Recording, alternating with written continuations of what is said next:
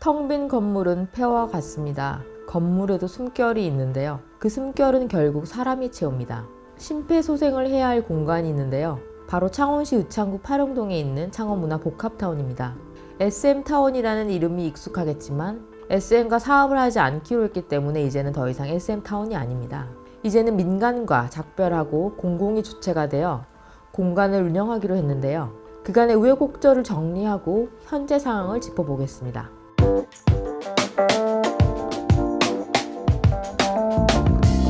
때는 2016년 안상수 창원시장이 한류체험시설을 만들겠다며 시작했습니다. 창원시는 엔터테인먼트 업계 큰손인 SM과 손잡고 역점 사업을 추진하겠다는 전략을 세웠습니다. 창원문화복합타운이 창원시 의창구 파령동에 들어선 이유는 단순합니다.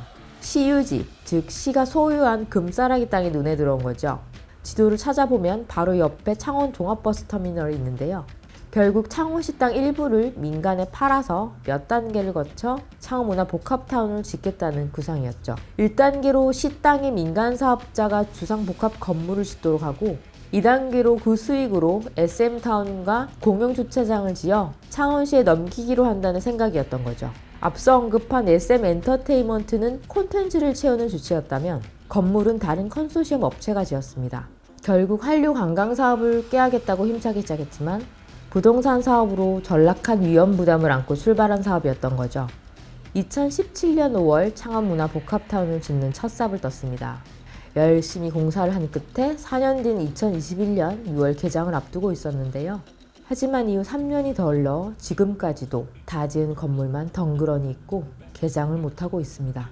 우선 앞에서 4년, 그러니까 건물을 짓는 동안 특혜 시비로 몸살을 앓았습니다. 경남도 특정감사와 창원시 자체 감사 결과 민간이 끌어들이는 공모사업이 부적정하고 땅 크기에 비해 건물 높이가 과하게 높았다는 지적 등이 나왔습니다.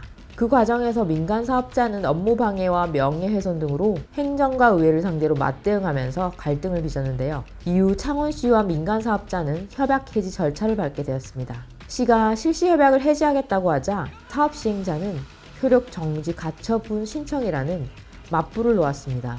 우리가 수없이 봐온 민자 사업의 늪이 고스란히 드러난 또 하나의 사례라고 보면 되겠습니다. 홍남표 시정에 들어 지난해 민간 사업자와 갈등에 마침표를 찍었습니다.